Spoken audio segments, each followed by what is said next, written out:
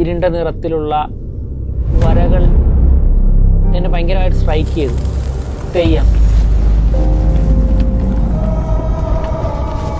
തെയ്യം എന്ന് പറയുന്നത് കുറേ വർഷങ്ങളായിട്ട് ആ ചുവന്ന രൂപവും ആ കറുത്ത വരകളും അത് ഭയങ്കരമായി സ്ട്രൈക്ക് ചെയ്തിരുന്നു. അങ്ങനെ കണ്ണൂർ നല്ലൊരു തെയ്യം ഉണ്ടെന്ന് അറിഞ്ഞു. ഞാനും എൻ്റെ സുഹൃത്തും കൂടി അഖിലനും കൂടി ക്യാമറ എടുത്തിറങ്ങി തെയ്യം കാണാൻ പോയി. നമുക്ക് കാണാൻ പറ്റിയതിൽ വെച്ച് ഏറ്റവും മികച്ചൊരു തെയ്യം തന്നെയായിരുന്നു. ഞാനൊരു തെയ്യത്തിൻ്റെ ഫേസുകൾ സ്കൾപ്ചർ ചെയ്യുന്ന ഒരാളാണ്.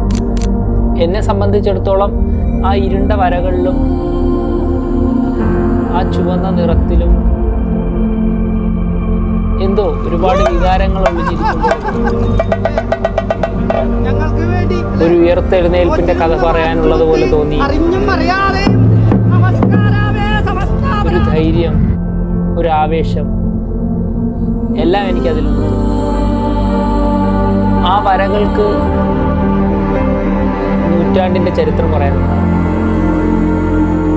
പിന്നെ അതുമാത്രമല്ല, തെയ്യം കാണാനായി നമ്മൾ പോയപ്പോൾ എന്നെ എക്സൈറ്റ് ചെയ്യിക്കുന്ന ഒരുപാട് കാര്യങ്ങളുണ്ടായിരുന്നു. നമ്മൾ ഉച്ചയ്ക്ക് തന്നെ അവിടെ എത്തി, ക്ഷേത്ര പരിസരത്തെത്തി. അവിടുത്തെ ആളുകളെല്ലാം നല്ല ആൾക്കാരാണ്. തെയ്യം അതിൻ്റെ തുടക്കം മുതൽ ഇപ്പോൾ വരെയും അത് അതിൻ്റേതായ അച്ചടക്കത്തോടെയും അതിൻ്റേതായ ഭംഗിയോടെയും കാത്തു സൂക്ഷിക്കുന്നുണ്ട്. അത്രത്തോളം ഡീറ്റെയിൽസ് അവർ ആഡ് ചെയ്യുന്നു. ഒരു ആർട്ട് ഫോം കംപ്ലീറ്റ് ആവണമെങ്കിൽ അതിലെത്രത്തോളം ഡീറ്റെയിൽസ് നമ്മൾ കൊടുക്കും, അതിനനുസരിച്ചിരിക്കും അതിൻ്റെ ഭംഗി.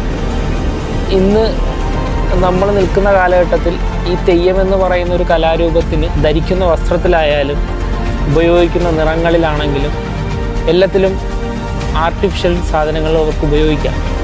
പക്ഷേ അവർ അന്നും ഇന്നും ഉപയോഗിക്കുന്നത് ഒരേ പാറ്റേണിലാണ്. കുരുത്തോല കൊണ്ട് അവർ ഡിസൈൻ ചെയ്തു, ചകിരി പിരിച്ച് പന്തങ്ങൾ ഉണ്ടാക്കി. വലിയ പ്രോസസ്സാണ് അതിൻ്റെ പിന്നിൽ. 12 മണിയോടുകൂടി ആരംഭിക്കുന്ന ചടങ്ങുകൾ അവസാനിക്കുന്നത് പുലർച്ചെ 7-8 മണിയാകുമ്പോഴാണ്. അവരത്രത്തോളം ഡീറ്റെയിൽസ് അതിൽ ഉപയോഗിക്കുന്നുണ്ട്. എനിക്ക് ഏറ്റവും അതിശയമായത് തെയ്യത്തിൻ്റെ ഹിപ്പിൽ വയ്ക്കുന്നൊരു ഡ്രസ് ലൈക്ക് ഒരു സാധനമുണ്ട്. അതവരെനിക്ക് തോന്നുന്നു ഒരു 8 മണിക്കൂറോളം എടുത്താണ് അത് ഉണ്ടാക്കിയത്. പിന്നെ കൈയുടെ ഇവിടെ വയ്ക്കുന്നൊരു തെച്ചിപ്പൂവിലുണ്ടാക്കിയൊരു വടയെന്ന് പറയും. അത് ഇന്നും ഒരു തെച്ചിപ്പൂവിൽ തന്നെയാണ് ഉണ്ടാക്കുന്നത്. എനിക്ക് തോന്നുന്നു ഒരു വടയ്ക്കകത്ത് കുറഞ്ഞതൊരു 1000 പൂക്കളെങ്കിലും കാണും. അത്രത്തോളം ഡീറ്റെയിൽസിലാണ് അത് ഉണ്ടാക്കുന്നത്.